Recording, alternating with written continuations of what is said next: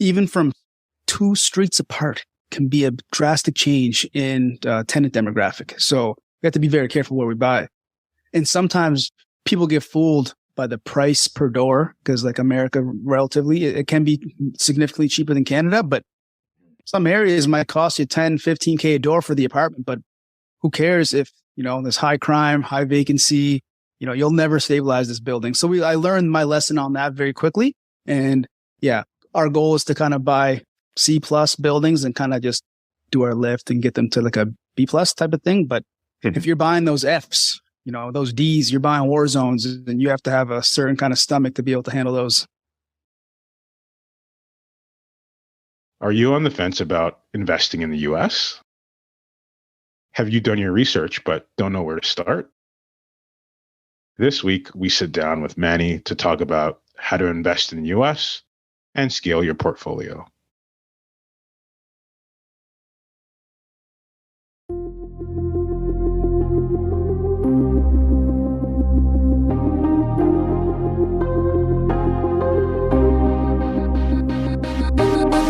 You're listening to the Black Wealth Effect podcast, where we're all about inspiring the next generation of Black Canadian real estate investors to succeed financially. If you're tuned in, that means you're hungry to take action and build wealth outside of your 9-to-5. We'll be sitting down with Black real estate investors, entrepreneurs, and allies to discuss a diverse set of topics to help you along your investing journey. Let's get started. You're tuned in to another episode of the Black Wealth Effect podcast. I'm your host, Mario. Please like, subscribe, and leave a comment for this episode so we can keep bringing you this great content.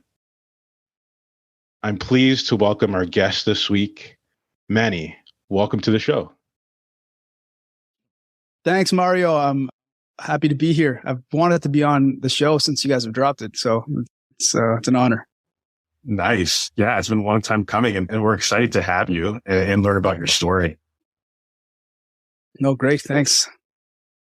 To start us off, Manny, we normally like to get to know a little bit about our guest's backstory. I know you're originally from Ethiopia and you moved to Nova Scotia. Can you talk a little bit about that journey? Yep. It's actually a crazy story. My mom, she's a very, very religious woman. And back in Ethiopia, before I was born, she had a dream that she was going to raise her children in Halifax, Nova Scotia, quite specifically. So yeah, I was born there. I lived there till I was about 3 years old. And then her and my dad just packed up and came to Halifax. My dad had a brother that was here, so that was the one family connection.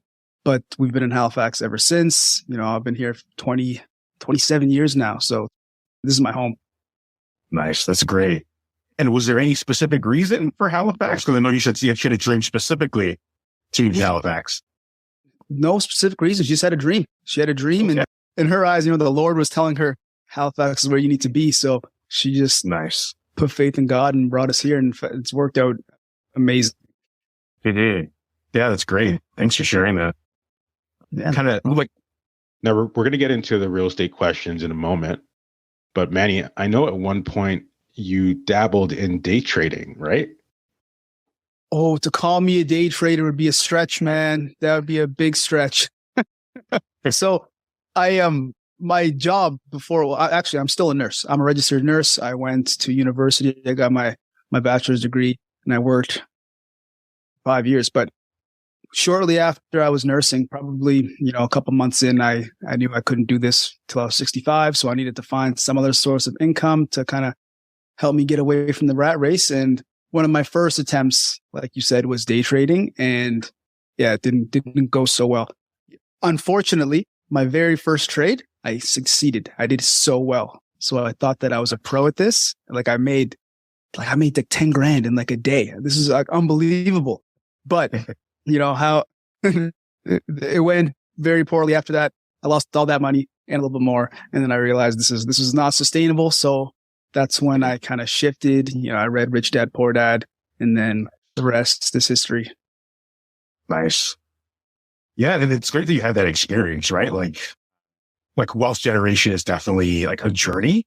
And so you're definitely going to have challenges, failures. But I think the important thing to do is fail fast and then like learn from those experiences and to apply for like your future endeavors, right?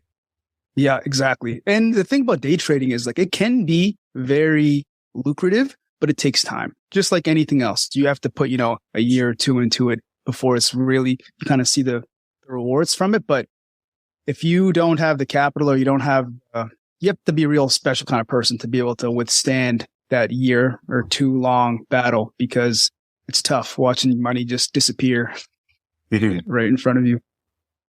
Yeah, I'd imagine. And so you mentioned that you like work in nursing. And so are there any like specific skills or experiences that you had like working in the industry that you apply in your real estate business today? Yeah, for sure. So like when I come to work every day, I might see a new patient. So I have to very quickly build rapport with a complete stranger. So it's the same idea when I'm cold calling or, driving for dollars, anything like that. If I'm just talking to a brand new seller, I have to very quickly have this person warm up to me and create a relationship to the point where they'll want to sell me their house at a discount. So I have to be very friendly to them. And that's kind of what I am with my patients. But at the same time, sometimes you have to be a little stern with them. So there's many correlations. Just being personable, I guess, would be like the biggest thing that I got out of nursing that I can kind of take over to real estate. Mm-hmm. Yeah, definitely. I agree. Like relationship building and kind of relationship management, to your point, definitely a transferable skill set. Yes. Yeah. And so if we shift gears a little bit, like from a real estate investing perspective, like I know you focused on the BRRRR strategy as well as like you invest in the US. Can you talk a little bit about like your first deal? Maybe just talk about like the property, like high level numbers and any key learnings that you had just going through that experience. Yeah. So my first deal was just an on-market duplex here in Halifax back in 2019. And that was right before COVID. That was right before the big boom. So you were able to find deals on the market. And I was able to find this. It was a turnkey duplex, 3-bedroom up, two bedroom down below. It was about $310,000. And the reason I really liked it, one, because it was turnkey. And at this time, I didn't know anything about the BRRRR. I didn't know about value add. I was not handy in the slightest bit. So I just knew I wanted to buy real estate. And this was the perfect avenue to get into it. It's a duplex, 5% down, house hack it. I moved in very briefly, but then me and my girlfriend and wife now, we bought our own home. So I was able to just rent both sides out. And that was my first taste. And okay, so you said, what did I learn? I quickly learned I did not want to deal with tenants. So the people that lived there was a family down below and a family up top, and they just bickered. They bickered and bickered. They really didn't like each other. And then they would come to me. They would text me all hours of the night, causing trouble for each other. And it really stressed me at that time. I was a new landlord. I didn't know what to do. So I knew if I was going to continue with real estate, I needed a property manager. I couldn't deal with this. I don't want to babysit grown adults.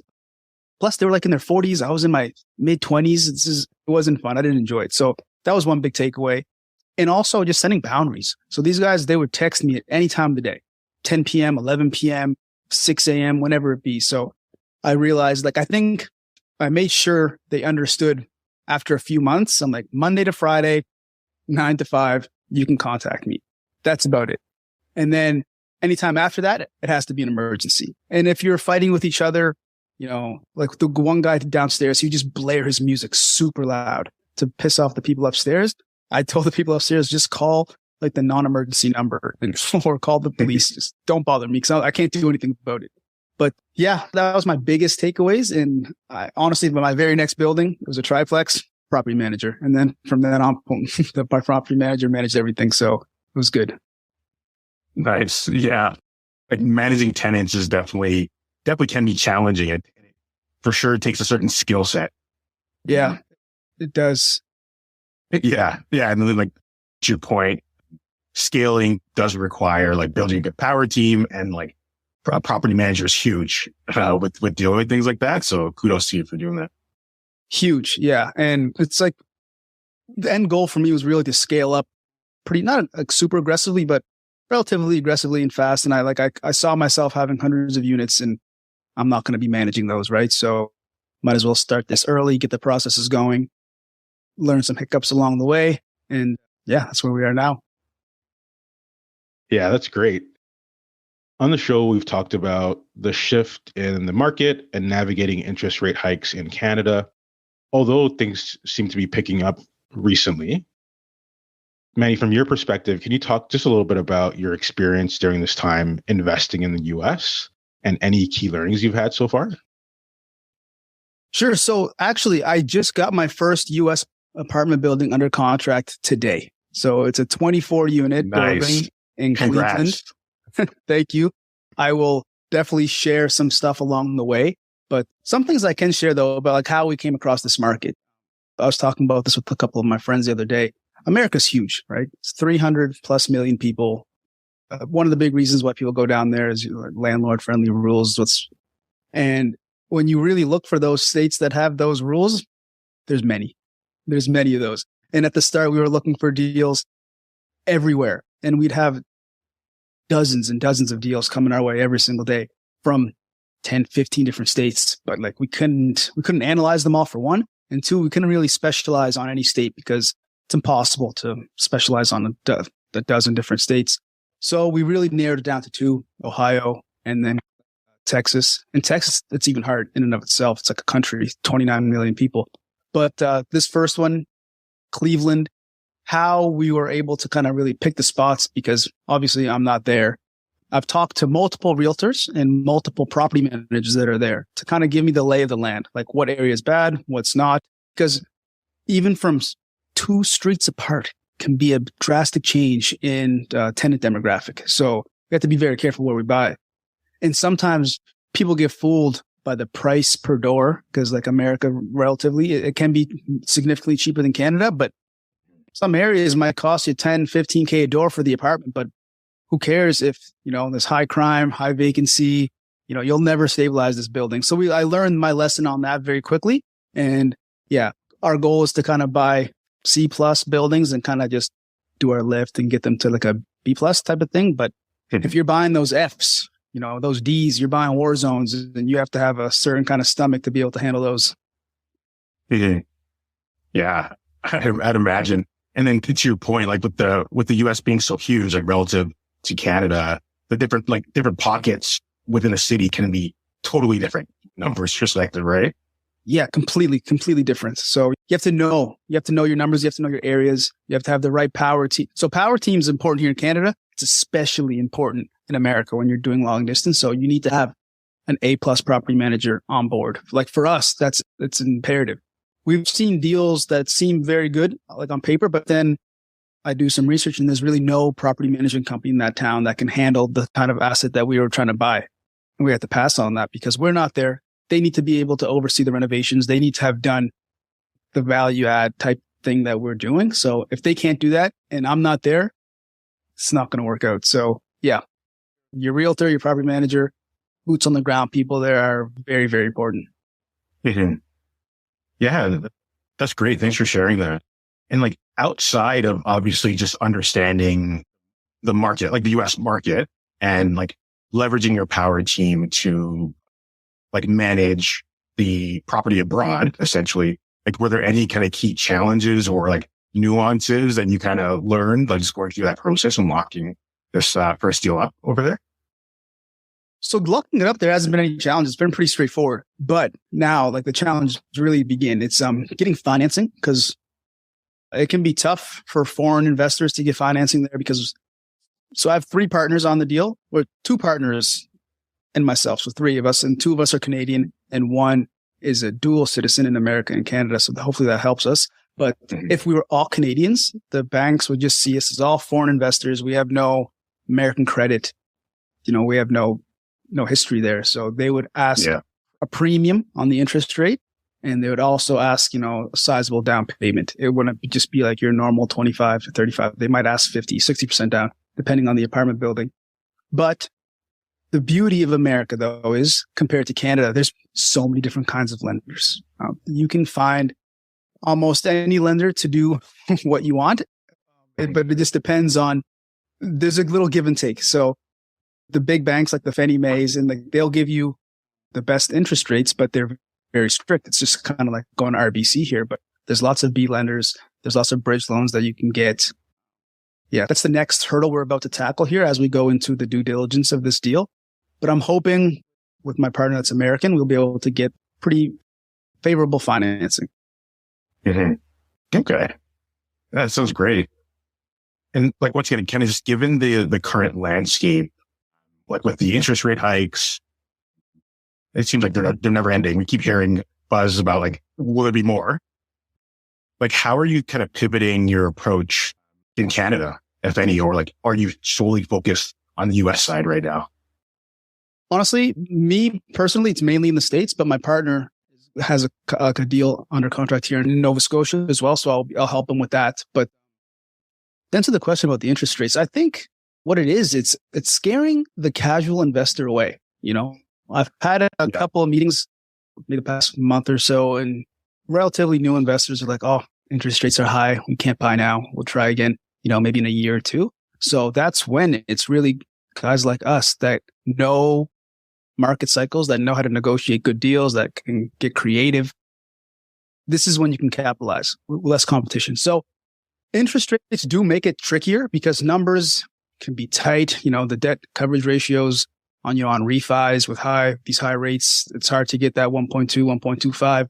But that's when you have to get creative. So like, I'm working on this one other deal. It's a little bit bigger, high level. The seller instantly off the bat says they'll give a $3 million VTB. And then we have to finance the other 3.5 off the rip. 3 years ago, this would have been impossible. So I think sellers understand the market, especially if they're being represented by good brokers. And if they really want to sell their building in this market, there has to be some give and take, and they have to be willing to get creative. And if they're not, their stuff's going to be sitting on the market for many, many months. Mm-hmm. Yeah, that's good advice, right? And like, there's a saying like, be greedy when others are fearful, and like vice versa, right? Yeah, exactly. Warren Buffett. Yeah, I agree with you. And so, like, given that point that you just made, like, what advice would you give the investor that may have, call it, one or two properties or doors under their belt, looking to scale in the current market, and even like the person that hasn't started investing yet and they're thinking about it? I would say to take action, just no matter what. But at the same time, you just have to understand your numbers. So there's like the saying analysis paralysis. People kind of get stuck in that, but like there has to be a middle ground where you can, accurately run your numbers and still take action. You can't, if you're expecting to hit a home run on every single deal, you'll be waiting a long time. I've heard if you're just getting steady singles, doubles along the way, like you'll build wealth no matter what. So don't just wait for that perfect no-brainer deal to just fall in your lap. Even if it's not, like I said, it's not a home run, but it's like a decent deal, especially in this market. If you can get a decent deal in this market that can cash flow somewhat on the buy, imagine when interest rates go down. I can't tell into the future. I don't know what's going to be this year, next year, but eventually interest rates will go down. And if you can cash flow in a high interest environment back when they kind of stabilized, you will be laughing. Yeah. Those are great points. And so, yeah, once again, that's great advice in terms of like for folks. I like that point just around like analysis paralysis and like really trying to fight against that, right? Because there's definitely something that like a habit folks could like creep into when they're thinking about it, right? Oh yeah. Especially the past couple of years, anybody that bought real estate, you were making money right away on the buy. You're making 10% equity month over month for a couple of years, and you think it's always going to be like that, but it's not the case. And I think I forget who it was, but someone posted on Instagram a while back. It's like over the next couple of years on a down market, the investors that can really succeed, those are the ones that will build an immense wealth over the next 5-10 years. Exactly. Yeah. Yeah. And like, I know you're very big on kind of the value of coaching for somebody who's getting started or like looking to level up, can you talk about just like the role that coaching has played throughout your journey, and then like any advice as well that you'd give our listeners? Yeah, for sure. So coaching is an investment, it's not free. It costs some money, but people don't hesitate to drop 10, 20, 30, $40,000 on a university degree that they may never use, or they'll never get a good job out of it. I think coaching, if you have the right coach, can really accelerate you in every which way. So like my first program that I joined, I was coached by Michael Watch. Shout out to Michael. He helped me a lot. He helped me evolve really from where I was at the start of the program to the end. And it's like I'm a different investor all around. And not only just from like, you're not learning from someone that's just years ahead of you, but you get to be a part of their community, and you get to talk to people that have the same mindset as you. You know the saying, your network is your net worth. It's cliche, but it's so true, Yeah. And I don't know if the saying is like, you're the sum of the 5 people close to you. Yeah, so, exactly. So that same idea, but yeah, it's hard for me to really emphasize the effect that coaching can have on you if you have the right coach. But you have to be diligent about your due diligence on the coach. You have to make sure you're aligned. This coach is doing what you want to do, or something like that. Because I've heard of people that have gotten coaches that are like in the multifamily space, but their coach is like a flipper. So it's really, they don't really go hand in hand together. So be picky about who you pick as a coach, because it's important, but it can definitely help you a lot. Just cut some mistakes out. It's all about saving you time. Like we're all in this for time freedom. So why wouldn't you want to cut 2, 3, 4, 5 years of learning out of the way if you can just learn directly from someone that's already done it? Yeah, I love that. And like, especially just the point on not just kind of doing coaching for the sake of coaching, and like really doing your due diligence around the coach and the fit and like the value you're going to get out of it. Right. Yeah. Because I know some people that have been coached by multiple coaches. They've been coached, 5 years, but they're not doing anything. They're not taking action. A coach can only really kind of guide you and, teach you the ways. But at the end of the day, it's on you. You have to take action. You have to execute. So yeah, having a good coach or learning from someone is just one piece of the puzzle. And it's an important piece if it's done appropriately. But at the end of the day, you have to go buy some real estate. Yeah. Taking action is the key, as you said. I love that. It is. And one other thing too, is that they really pushed social media.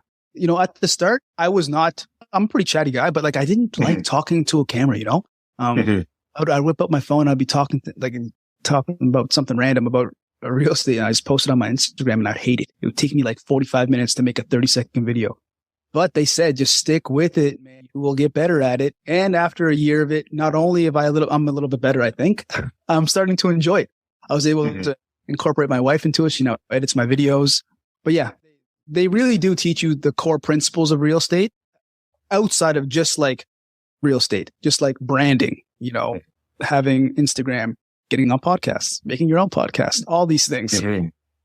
Yeah. And like, as you touched on, right, like it's truly like real estate investing to have success. Like it's truly a people and relationship business, as we talked about earlier. So kudos to you. Absolutely. For that. Yeah. It's a contact sport, man. The more people you know, the better you'll be. Exactly. Yeah. And so given all of your experiences and like learnings throughout your journey with investing in real estate, like if you were to take a time machine and kind of go and visit your younger self ahead of starting to invest, like what advice would you give yourself? Oh man, buy as much as you can right now. Expect pre-COVID before the spike. Oh my gosh. People, you'll see that meme where it's like, why wasn't I buying those foreclosed homes back in 2008? Because I was in grade 6. It's the same idea. We had that opportunity back in 2017, 18, 19. If you were buying up real estate back then, you would have absolutely made a killing. But besides just telling myself to buy more, it would have been to just network a little bit more aggressively at the start. When I first got into real estate, I had 1 or 2 kind of local mentors that were kind of helping me, but they were great and they really did help me a lot, but they didn't have the vision for my life that I had like 10, 20 years down the road. So I took what they said to heart, but at the same time, I didn't kind of expand my circle more as aggressively as I would have liked. Because if I had joined a couple of these groups that I had joined over the past year, like 3-4 years ago, oh man, God knows where I'd be now. Mm-hmm. Yeah. So once you get contact sport, like I feel like it's a common theme just throughout this conversation, right? Like huge theme. Yeah, man. People, you need to know people. You need to just talk with people, learn from people, relationships, build relationships, partnerships will form. Everything comes from knowing people. You can be a lone wolf too. Like I know lone wolves that succeed, but it's going to take them longer, in my opinion. They'll get there eventually. And like I said on an Instagram live the other day, like they have to have that inner fire to motivate them. And I'm sure they do, but I truly believe it'll take them a little longer. Especially, it's like raising money. Like you're going to have people a part of your team, like whether it be investors, however it is. You need to know people. You need to have branding. You need to kind of be big. Mm-hmm. Yeah, no, definitely wise words to live by. Thanks for sharing that. Yeah, like thank you so much for just sharing your journey and the insights that we touched on so far in the conversation. Like to round out our interview today, can you just share what's next for Manny from a real estate investing perspective, and then what's the best way for our listeners to reach out to you? Yeah, so I guess what's really next is just expanding the portfolio in the States. So this is the first one. It's just starting. We haven't closed on it at all. We literally just got under agreement today. So this will be the first of many, I hope. And we have others in the pipeline. And, besides real estate, I've been working on my branding a lot. I've been posting on Instagram relatively pretty often. Every other day, I try my best. Me and my 2 colleagues started a podcast called the Refined Real Estate Podcast. So we drop a podcast every single week talking about our experiences and everything we've learned and what we want to learn. What we want to teach to investors. So one thing is when I was starting real estate, I listened to so many podcasts. Like I probably pumped in hundreds and hundreds of hours of Bigger Pockets, but there wasn't really that much here in Canada. Now there has been over the past few years, there's quite a few, probably 2-3 really good ones here in Canada, but I would like to create the kind of podcast where, like you said, 2019, 2017, Manny could listen and it's oh, this is what I have to do next. And they take action because of that. So that's one of the big reasons why we started it. So again, it's called the Refined Real Estate Podcast. Myself, my friend Ian and Janelle, we are the hosts. And if anybody ever wants to reach me personally, it's through my Instagram. It's called Shif Properties, SHIF Properties. You can send me a DM, book a call. Always open to chat. I love real estate and sometimes I can get carried away and we'll talk for a long time. So I try to set 30-minute time limits, but depending on the convo, if it's flowing and we're having a good time, we can always talk longer. Nice. Well, thanks so much for joining us, Manny, and sharing your journey and your insights. Really appreciate it. To our listeners, thanks for tuning in to another episode of the Black Wealth Effect podcast. What was the one thing you heard today that inspires you to take action? Now plan to take that action in the next 24 hours. If you're looking for more support, ideas, or just want to connect with others like you taking action, join us in the Black Wealth Effect Facebook group. The link is in the show notes. Thank you for listening, and we'll catch you next time on the Black Wealth Effect podcast.